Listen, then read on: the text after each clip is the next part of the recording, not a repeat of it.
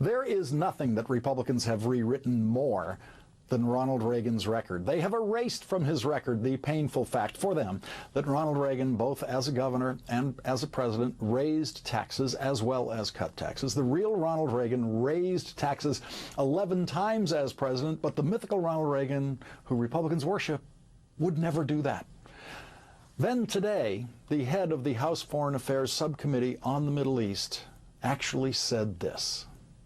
We have said, as a responsible nation, that the use of chemical weapons is prohibited. It is against the norms of international standards. And to let something like this go unanswered, I think will weaken our resolve. I know that President Reagan would have never let this happen. He would stand up to this. What president wouldn't stand up to a Middle Eastern dictator using chemical weapons?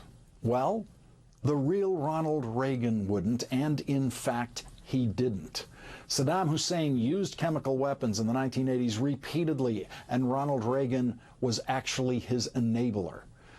In the Washington Post in 2002, Michael Dobbs reported this. A review of thousands of declassified government documents and interviews with former policymakers shows that U.S. intelligence and logistical support played a crucial role in shoring up Iraqi defenses against the human wave attacks by suicidal Iranian troops.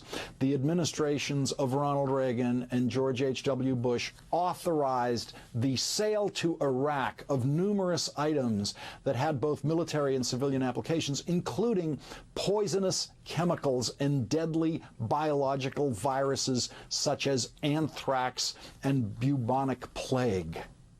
Ronald Reagan didn't just look the other way when Saddam used chemical weapons. He sold the stuff to Saddam. The President of the United States was Saddam Hussein's drug dealer.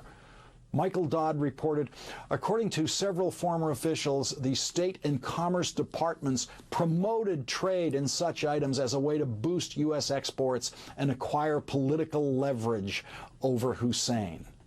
Another brilliant Reagan strategy that worked out just beautifully, didn't it? Recently declassified documents also show that during the final days of the Reagan administration, the United States learned through satellite imagery that Iran was about to gain a major strategic advantage by exploiting a hole in Iraqi defenses. U.S. intelligence officials conveyed the location of the Iranian troops to Iraq, fully aware that Hussein's military would attack with chemical weapons, including sarin, a lethal nerve agent. The real Ronald Reagan helped the real Saddam Hussein use chemical weapons, including sarin.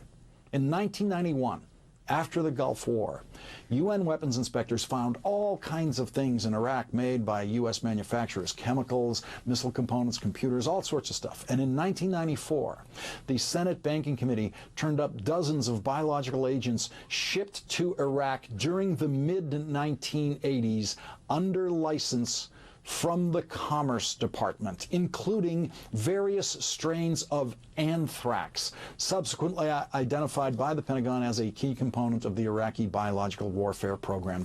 The real Ronald Reagan sold anthrax to Saddam Hussein. Anthrax. Donald Rumsfeld, then working for President Reagan, was in Baghdad with Saddam Hussein at a time when Iraq was using chemical weapons on an almost daily basis, according to Michael Dobbs' report.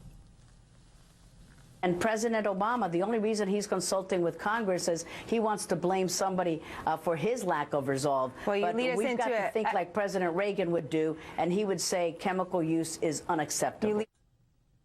Yes. That is what the mythical Ronald Reagan would say. But the real Ronald Reagan said nothing when Saddam Hussein used chemical weapons. Chemical weapons that the real Ronald Reagan actually helped Saddam obtain. That's the real Ronald Reagan.